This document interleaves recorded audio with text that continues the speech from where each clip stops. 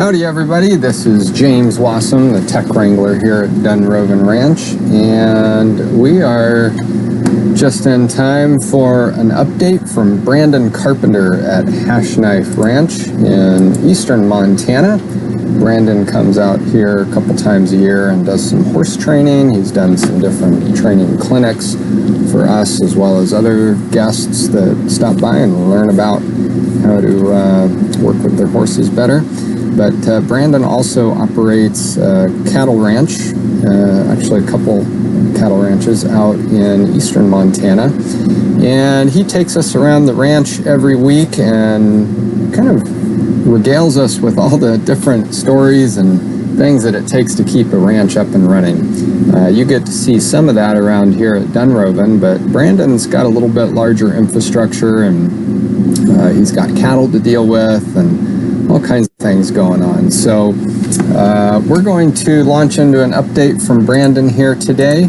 I think today's episode is all about fixing some electrical stuff. So without further ado, let's go ahead and check in with Brandon here. And let's see if I can get everything pulled up here and ready to go. We should be ready. And Brandon, take it away. Hey, hello from the Hashknife. A couple weeks ago, we had a repair on a pickup that was, well needed, and one of those things that was inconvenient not to do it. But as we were talking with Suzanne that day, talking about different things that can happen that need to be taken care of now. Well, we had one of those happen, and I'll swap this camera up. Up there is where the power comes in, and comes up to the top of this pole, down, and then it goes over to that pole and into the shop for power there, but ultimately comes in here. Here's our meter, and I'll show you what we've got. I've already taken the panel off of this. It's been off, but this fuse, actually a breaker, this great big one here that brings in the two legs of power for the 220 was bad, and it tripped because when this was plugged in just with an extension cord, all of a sudden it blew for some reason. And let's see if we can pick this up. So I have got to replace not just that breaker that's hanging down here. This is a Bryant, looks like 20 amp, but a breaker, and I'm going to just change this whole box out because it's pretty danged old, and a little bit of prevention there is probably not a bad thing, even though I want to take the whole system here and change that, take all of this out, because I want to add on to this spot eventually. Here we'll have a garage and a little piece for some living quarters, but I'd like to move that transformer all the way down to that other pole, clear over there, that you can see right there, and then dig underground line all the way along the road here and come in, because bring it along here and then eliminate this pole, eliminate that pole over there that's pretty old, it's getting kind of weak and tired, and then come in here along the lawn to the house and this piece of new addition that we're going to put on. So we want to do that and hopefully have a little bit better access around here and not have that pole in the way, and this pole right here and the pole over there, which I'm always dodging. As you can see, some of these overhead lines, and safety first, I guess. But when I'm putting hay up, you can see where it comes off of a truck. I'm having to dodge underneath those, and it's really a whole lot better to stay out of the way of those if you can.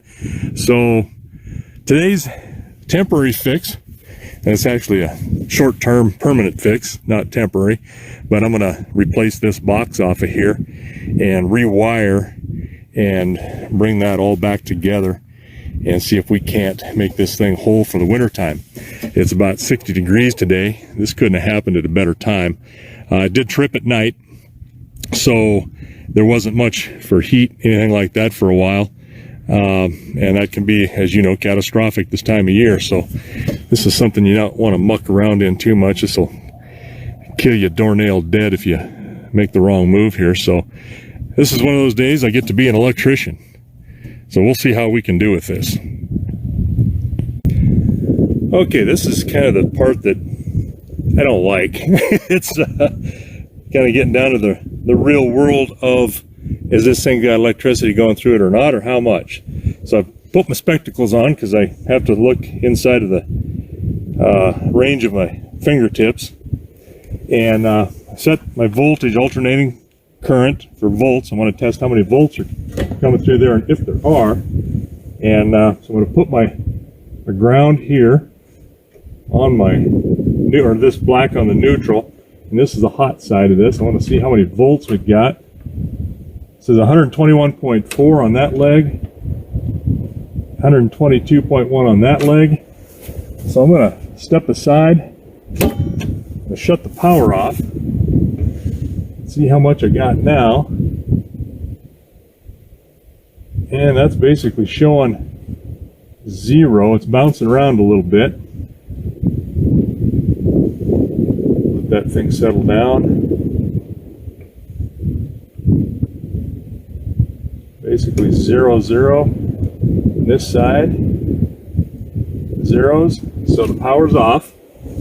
And so I can prove that, because now I'm going to go ahead and disconnect everything I need to disconnect safely, even and knowing that there's no power, just to make sure that I don't have a bad breaker here, something that's going to shock me and knock me on my butt. I don't mind being knocked on my butt, but not this way. I like to be able to realize and fight back, that I can see what I need to do. Anyway, all right, so we will kind of put our tool away here and start some of the demo on this so that we can put a new box in here, set this all aside, we're good to go.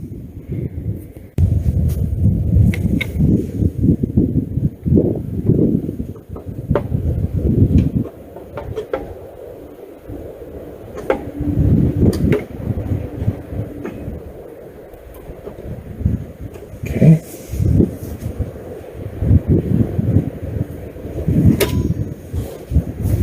Alright, get that unhooked so I can put some power to the rest of the house and barn and anything like that while I work on this, because this is now disconnected, I think. Actually it is. I'm pretty confident of that. And goodness sakes, what a bunch of things here.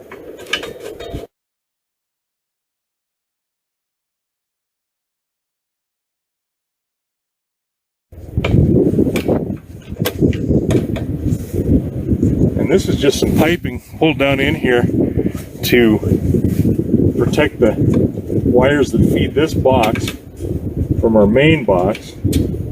So I want to hang on to that and maybe take a new box and put that on just exactly the same.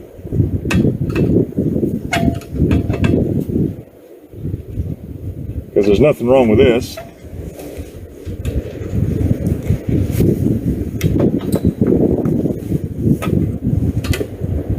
I just need a short screwdriver now.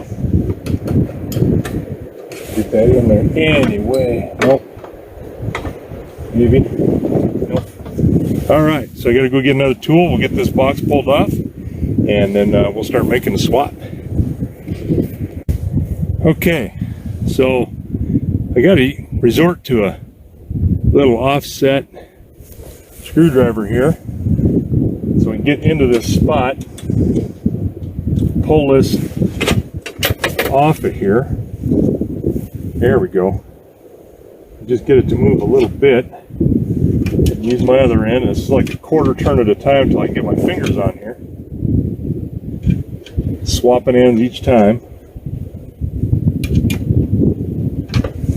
But it's better than not getting to it at all. Tight with the fingers and sloppy with the screwdriver, so it's getting close. There we go. Nope, still not.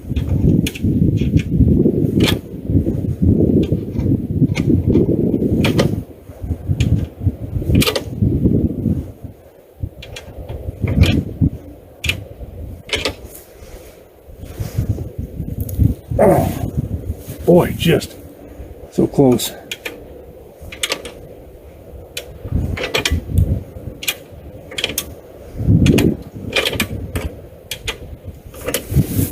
There we go. All right, yeah, that kind of come loose. That back up. And now we'll see if we can't get 4 of those. Get some of these apart. And finish pulling this box right off of this pole.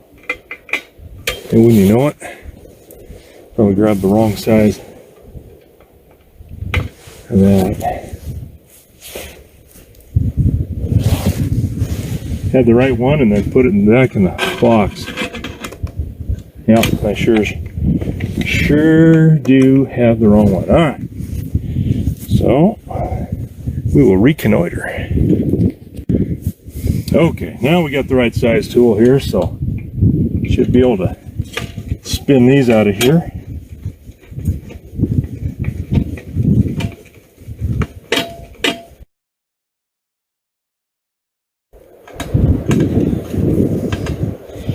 And you may ask why I'm not using like an electric drill to do this.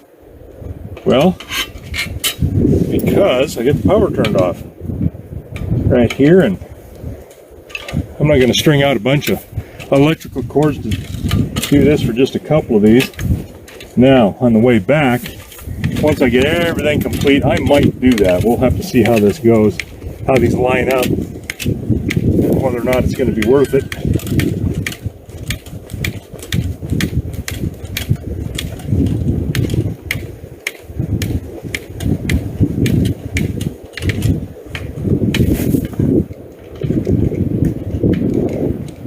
It's just about to come off.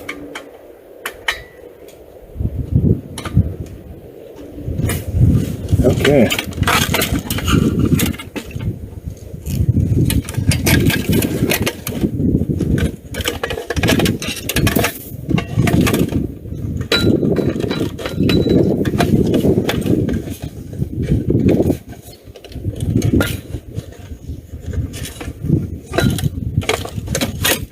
All right, out with the old, and we'll see if we can repair with the new.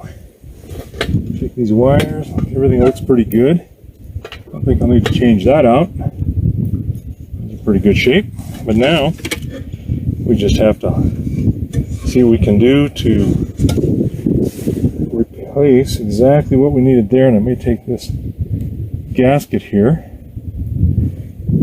to that in, but we'll make sure we do that when we got enough positivity that we're going to need this, and perhaps cut a hole if we have to, so we'll see. Okay, stick with me, we're not done yet. All right, now's the time to match these guys up. Here's my new breaker box. See how it looks.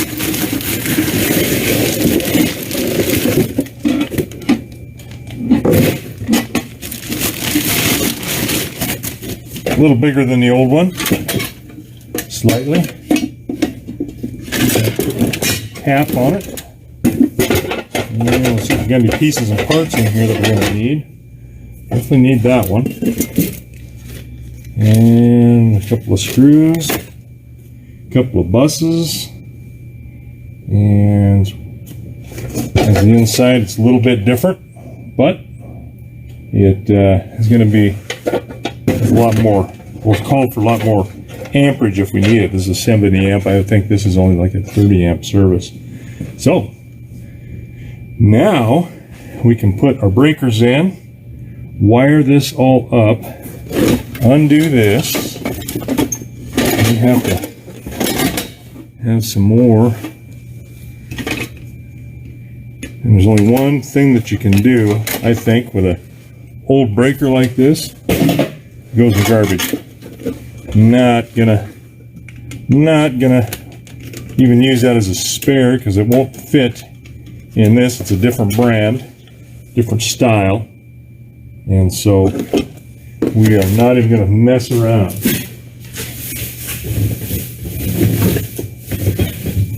But here I've got a couple of breakers that I can put in. The same thing, I'm going to go back in with the same amperage. I got a 30 amp and a 20 amp. I'm going to wire these guys up the same way, only they're going to be placed in right here. When we can drop them in.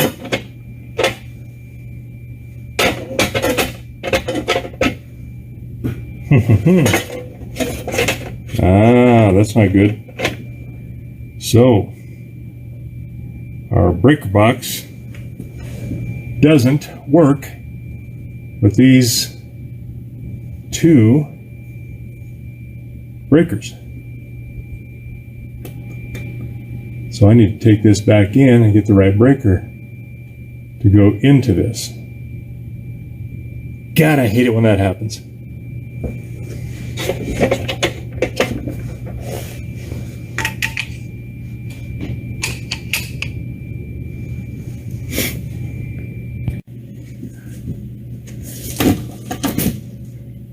Well, after mulling this over a bit, I think what I'm going to do is go back in with this old system, renewed breakers, and just reinstall. It will be safe, but it's not new, so I'm shining it up. While I was mulling this over, I was looking this over and checking it out, and it's solid enough. It shouldn't be a problem, but I am going to change this outlet inside of this outdoor box and put everything back like it was and then prove it, and I don't think we'll have a problem with it. So bear with me while I kind of wire this back together here on the bench, and then we'll try to reinstall, see how we do.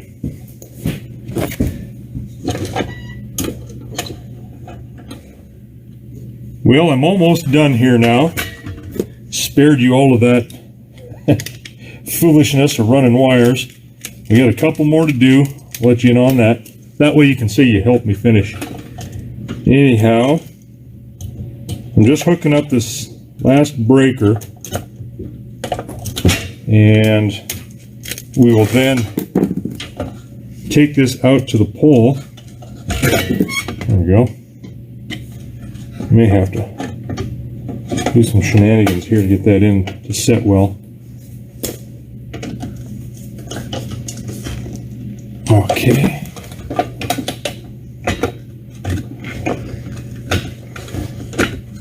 All right.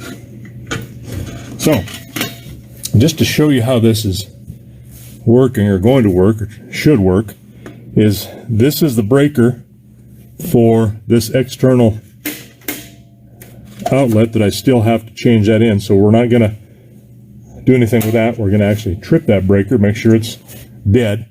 And then this one is also going to be dead, because this is your back feed.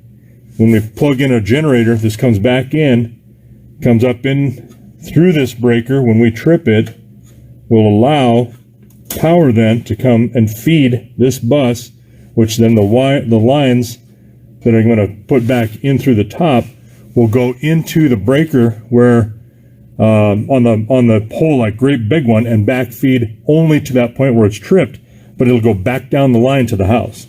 So that's how we power that emergency generator. We've only had to use that thing a few times, but you know what? When you got to use it once is a godsend. So we'll get ready to throw this thing back on there and see how we do. Okay, some of these tools kind of specialized. There's nothing more than just an Allen wrench, but this is a metric, or not a metric, this is a standard size. So you got a, oh, this is a real weird size, so I need to hit this lug. I've already checked about 4 times that this power was off. Just unscrew that a little bit.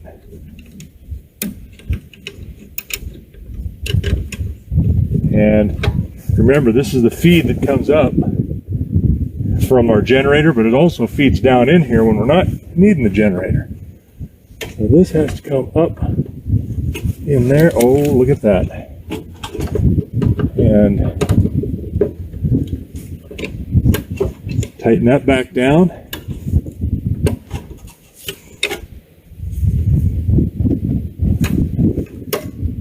Don't want to strip it, but I want it tight.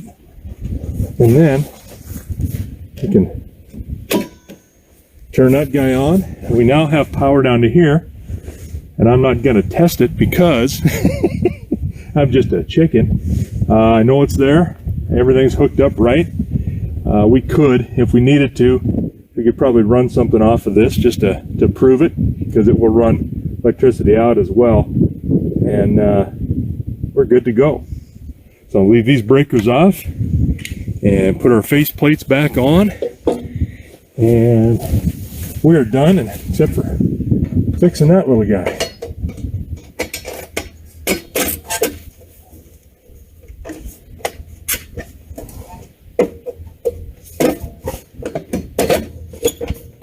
There we go. That's coming through, got them labeled. Close that guy. Done. And this is going to be real fun to get in.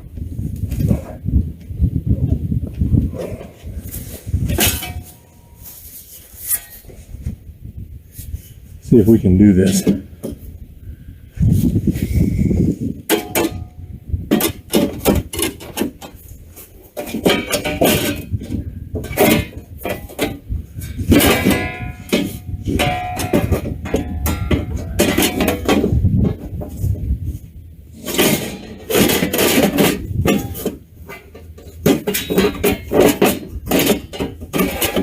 I see when they got a couple of long screws there. The other night when those fellows took that out from the power company, it looked like they put them back in. I don't see them laying here anywhere. So we're going to have to back up and see if we can find a couple of screws to hold this plate sit like that, so that all you have here showing is this breaker. You can get to it, you don't have all those wires out there. So we'll see if we can't modify that. All right, you guys, I hope that's showing how one can step on one's own foot by not verifying that he had the right equipment. But I did go back with brand new breakers, and then we'll change that out, and we'll be better than it was before, and be ready in case we have some kind of a disaster and we lose power again, or it's nothing worse than having a winter storm when you can't get out this quarter mile here except for a tractor and a plow, and you need to get out of here. So that will help save us once again. All right, we'll see you again. Brandon, that was electrifying. I'm shocked that you liked that. Oh, let me tell you, I had several impressions. Number one, people are saying that, electrical stuff scares everybody because it's dangerous. I mean, you really have to kind of know what you're doing. And of course, turning off the power is the first thing you do. Right. But, well, yeah. And verifying that breaker works, that the power is supposed to be off, second thing. So yeah, that's a lot of power coming in there. And again, I'm reminded about how in a ranch, boy, you have to know it all. Even the things that, are really kind of a high danger, like electricity. I was impressed that, you went all through this, you got to the point and things didn't quite match up. So now you had to put everything back, and now you're going to have to get more parts. And I mean, this is the way it is out in isolated Montana. Yeah, and it's better than it was. I mean, I do have a new breaker, so it's sound from the point to where you plug it in, and you put in a new which I didn't show that. It's no big deal to do that, but at least it's better than it was. It's usable, and now at this point, I may just wait until we completely upgrade the whole thing because it is sound. But sometimes I've just gotten kind of where I'm more interested in making sure something is absolutely safe instead of just kind of cobbling it together. And maybe it's, I can see my own mortality, from here. And so I don't want to leave a mess for somebody else, but, it'll get upgraded, and I'll have professionals do that, licensed electricians, and we'll have to pay for that. Moving that transformer for where I want to put it and burying that underground, once that transformer down, that's all our expense. That's not the power company that does that. So it's going to be pricey. I'm guessing in the neighborhood of somewhere around $5,000 to $8,000. Wouldn't surprise me a bit. Yeah, no, I agree. I have several meters on Dunrovin, and when you have 220 going to wells and things of that nature, it takes a lot of power to run an operation. Oh yeah, no, you can 220 is scary, but I think 110 is underestimated. I mean, I know a guy was in the community that were killed, doornailed dead with 110. Which you plug into your normal outlet. And I've been shocked by 110, but I wasn't super grounded where I'm standing in water or it's wet, and it can a lot of people killed by 110. Doing just kind of the sort of things that we were doing there, not being careful. But I'm so fearful of electricity that the palms of my hands sweat when I change flashlight batteries. So I just don't like it. I'll do it, but I just hate it. So I was going to ask you, I know you have some major electrical power lines that run near your ranch, and Yep. we do too, of course, on the mountains behind Dunrovin. And I know that you get a lot of lightning in your area of the world. You get beautiful storms. I mean, your storms can be really pretty fantastic in terms of viewing. But what about lightning in the electrical equipment that you have around? Have you had lightning strikes in your area or on your ranch, or those poles? And one more question: have you seen St. Elmo's fire on any of all of this? That's a good question. Surprisingly, I haven't witnessed it, but we really haven't seen any power lines that have been blown up or shattered or all very well grounded. Even though they are a high point, that doesn't mean they're not going to get hit. I have not seen St. Elmo's fire myself. I've heard some stories. My dad was off of a horse, just come down a fence line. He saw it coming, and so fast, though, that the last thing he remembered was, oh, here it comes. Wow. And it was rolling right down a fence line, and it was just exploding posts as it came and knocked him out, knocked the horse out. And he woke up, and him and the horse were, shortly after. But most of the time, it will take out things like your wells, your things that are powered down to and immersed in the water. The first thing I always think of, if we have some lightning storms, we're just checking our water because it will take out pumps, and we've had that happen a number of times. Which again, there you go. There's a absolute direct, cost to you and some labor, but what are you going to do? You going to change nature? So I don't think so. Yeah. I living around lightning is a really interesting thing, and being on a horse around lightning is also an interesting thing.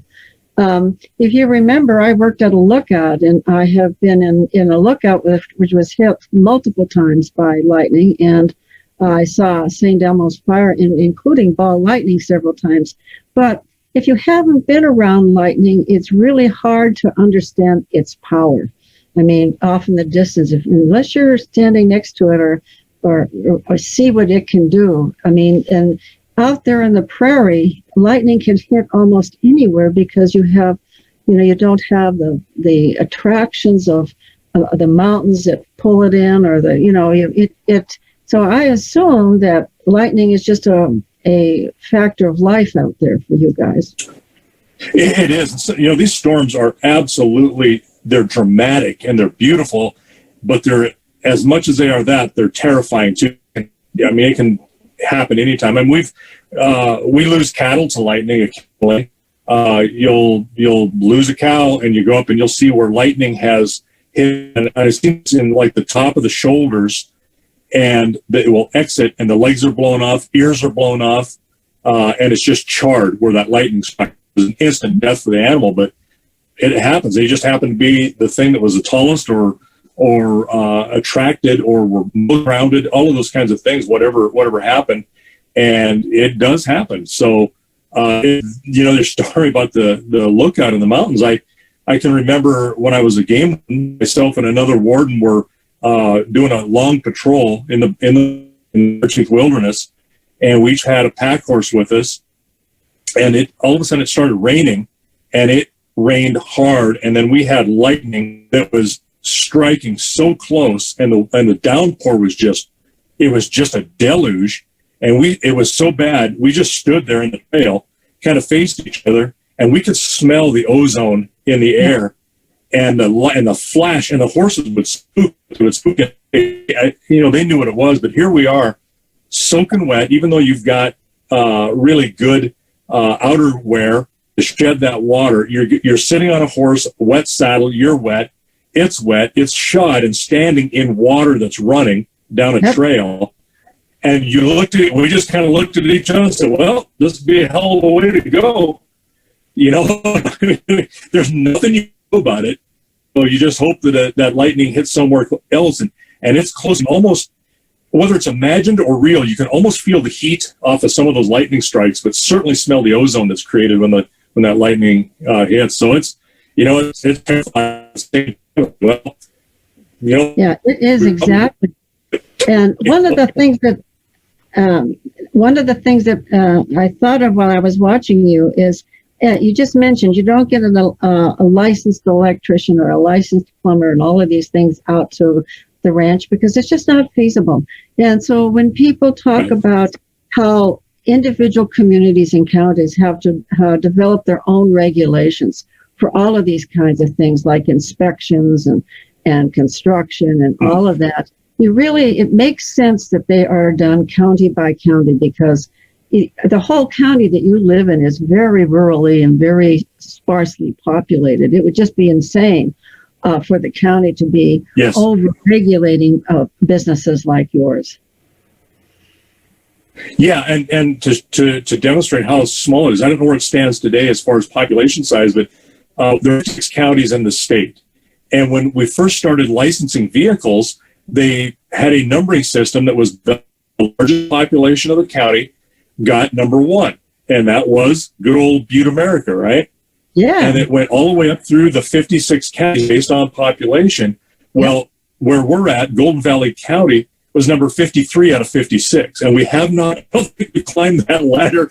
Maybe it went down a little bit, in fact. So, yeah, very, very rural is and you're right. I think the regulations and the administration of such with our rural electric cooperatives, because you're basically a member.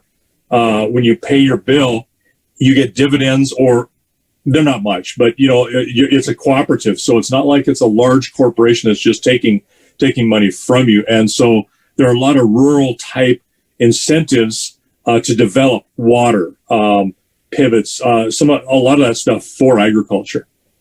Yeah.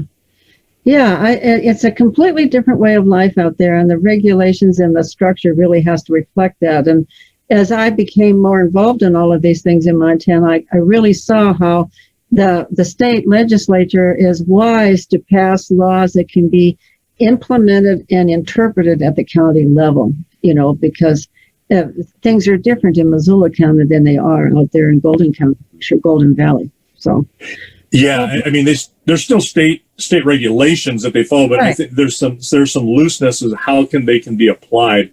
You have to meet that standard, and then of course if you're doing it for the purposes of a business where you're say serving someone in a town as a restaurant or a bar, then obviously there are even more stringent things that they have to follow. I'm sure. I don't know that, but for what they are exactly, but I know that there are some a minimum that you have to meet, and then more restrictions after that. Yes, exactly, and it makes sense. I mean, even guest ranches, I fall under that regulatory concept. And small guest ranches are regulated differently than large guest ranches for that very purpose. The number of people that at risk in hunting camps and things of that nature, So one size does not fit all, and I'm really happy that Montana has this structure, that it recognizes the difference between rural and urban. And yeah, and it's funny how if you're outside of the city limits or areas like that, most cities require a building permit, and they're very, very strict about it. If you start to build without their permit, they'll force you to tear what you've got down or destroy it and then start over, because they're just, they want their little piece of the pie, but they also in taxation, but they also in fees, but they also want to, I think, ensure that it's done correctly. yeah, And meets all of their codes. But where we're at, there's no building codes. If I want to build something, I just build something. I can do that. And then, of course, all of the accoutrements with plumbing, sewage, electricity, you want that done right. But you can do that. We right where we're at the place at Shepherd, we put up a barn a number of years ago, and there was a gal heading and it wasn't required. And she saw me starting to build, and she'd come over and she said, "Did you get a permit for that?" And I was like, "Well, it's kind of none of your business." But I said, "No, I'm not required to go." And, "Well, it's really the right thing to do because the county." And I said, "It's none of the county's business. If it's not in their ordinances," and she's like, "I get it. I understand, but, so she thought because she worked for it that, how important and how passionate she was about getting those permits and making sure everything was done right. And it is, but I'm not gonna spend a bunch of money I don't have to spend either, to occur at the same endpoint where you would without it. right. I agree. So we had a question here about what ozone smells like. I've smelled it a number of times, and it's kind of a pungent smell. I mean, it's very different. Anything was striking near you, and you would know it. You would know what it is, just because of your awareness. But pungent. It really hangs on right on the forefront of your nostrils and your senses. Same thing. Like I've been asked, what does gangrene smell like? A wound that is so bad, infectious, it's got gangrene, and it's like, I can't describe it, but you know it when you smell it. So there are some things like that. But yeah, pungent is probably it's very vague, but it's that's what it is. Yeah, and in my case, a professor from Boulder, Colorado, come up and spent some time at my lookout because it was part of a project called Project Skyfire, in which this is way before satellites. This was in the 60s. So I was required to document all of the lightning strikes, and I was in an area that was known as Lightning Alley, so I got a lot of it. But anyway, he came up there specifically to study St. Elmo's fire and ball lightning, and he had what was like a Geiger counter, kind of an instrument that would measure the static electricity in the air, and it was fascinating. And so what would happen is, and the smell is the same way. It builds and then it dissipates and then it builds again. Builds, yeah. Yeah. And so when a strike of lightning is coming, almost because you smell it, you feel it almost. Feel it. And you do. And the hair on my dog's back would come up a little bit. And we had so I didn't get sparks between the firefinder. You know what a firefinder looks like. It's metal. Right. Yep. Yeah. You didn't want to be near that. Oh, God, that would throw some spark.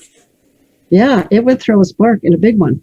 Yeah, and so you always knew where you were supposed to be during lightning storms, but it was really interesting to hear as well as smell the static electricity build up and then boom.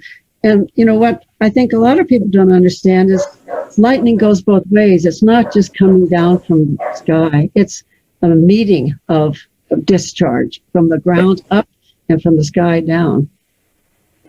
Yep, and that the standpoint. But I've had a theory for a number of years that I think we could really probably solve the energy usage issue for the entire planet if we could take hotspots, because we can already transmit or transfer electricity, long distances. And that's what those big power lines are for.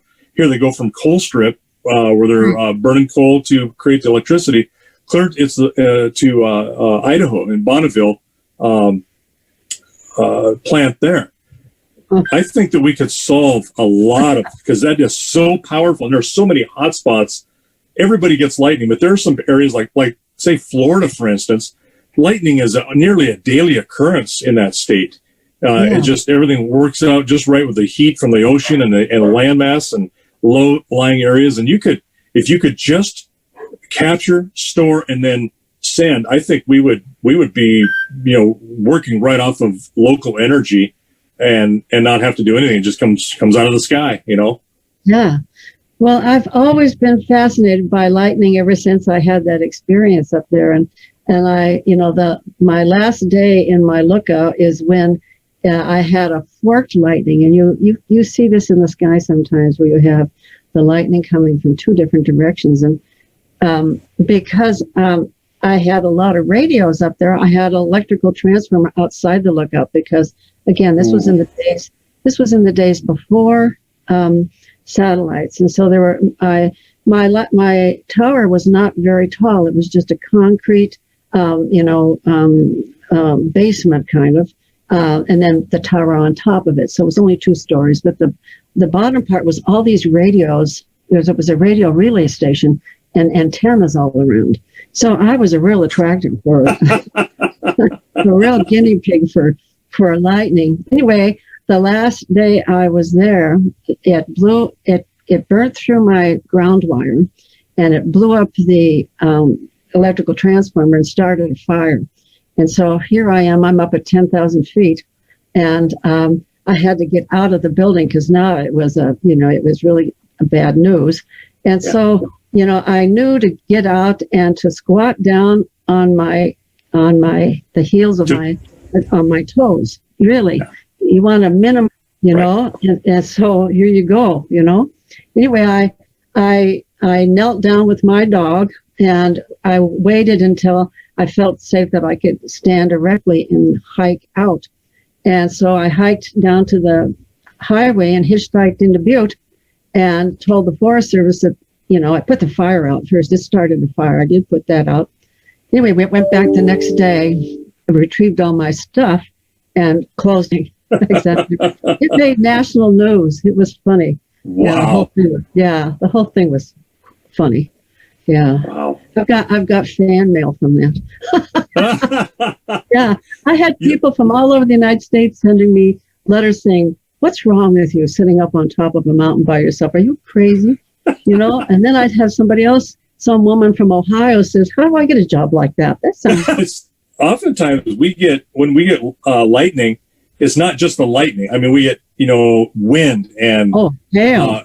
Hail. And I can remember one time I was, 12, 13 years old, and I wasn't very big at that age. I was less than 5 foot till I was about the 8th grade.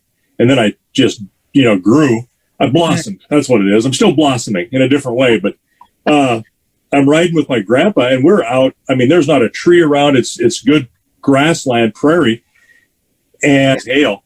And we got closer, and I'm starting to get a little scared because the wind's picked up, and these horses are not wanting to walk into it. They're wanting to turn their hinds into it because they feel it coming. And we didn't even have any rain yet with it. We just had the wind, and there was some lightning in high lightning. We couldn't really see it hitting the ground anywhere close, but hail started coming underneath of them, just out of, the leeward side of where the storms hit. And those horses turned their butts to it, dropped their heads, and we were standing. He was under his horse. I was under my horse.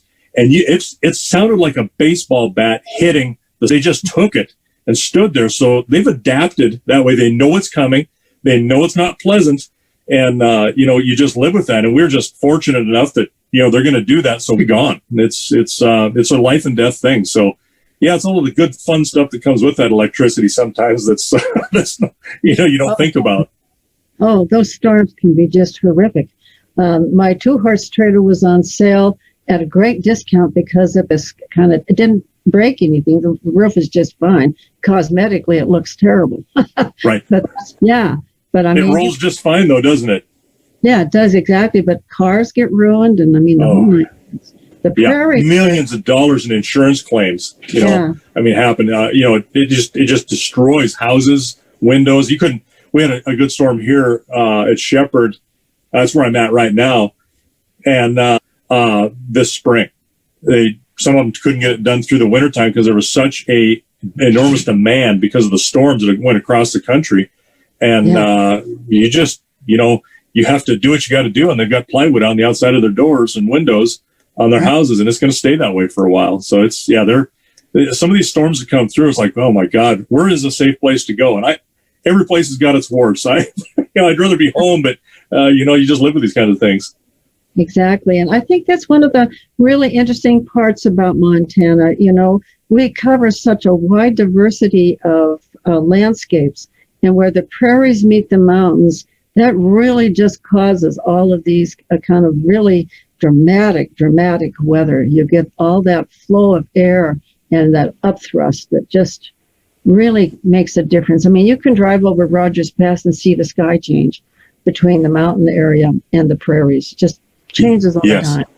Well, yesterday was December 20th, and when I woke up in the morning, it was like 37, 38 degrees, but we had 40 to 50 mile an hour winds gusting. I think like Livingston was in the 60s and 70s.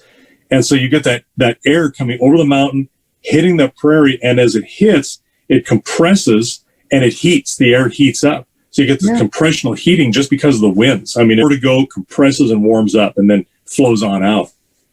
Well, that's, Montana has the national records for the quickest change in temperature, and for both within an hour, the most dramatic within an hour in a day. I mean, we're talking almost 100 degrees. Yeah, I think it was like 40 below to 60, almost 60 above. It was at Cut Bank, and it was in the, God, I shouldn't even say a year, but it was just incredible. And that all happened within a few hours. Yeah, it's just pretty amazing. Well, Brandon, I assume you're snowless over there, as are we. We are, except for some of the coulees have got a little snow still piled in them that the sun couldn't hit. But yeah, it's actually raining right now. So that's like, oh God, we need the rain. But I wanted to wish you and your family, from all of us at Dunrovin, a very happy holiday. We so enjoy having you part of our world, your whole family, Brandon. And I know you're just a favorite of our online community. People love these sessions that you come and talk with us. So thank you. Well, that's really kind to say. Well, we've known each other and been great friends for years and years. And I really appreciate when we can talk and get together and try to sway each other's views. But this is really fun, and it's something that we've talked about doing for a while. And my son, Kayla, and you guys met him last week. He's still home. He's every morning he's up early, even though he's on leave, he's got reports he's got to do. He's got people he takes care of. So sometimes you see it when Brandon sticks his big old foot in his mouth or stands on it and goes, oh my God, I should have checked this part out better. So you're going to get what you get. It isn't always perfect because we don't edit, but this is then that's what it's about. Displaying what we really do and showing people and hoping that they have an appreciation for where their food comes from and how people live. And we're really happy to be a part of that. And thank you and everyone at Dunrovin and all the folks online. It's really a privilege to be able to do this. Yeah, I think so too. It's a wonderful thing to be able to connect with people across the United States and across the world and get to know people in ways that you would never be able to do otherwise. And so I want to thank our members as well. So happy holidays from both Brandon and us. Yes, thank you. Yeah. Thanks a lot. We'll see you after the new year then, Brandon.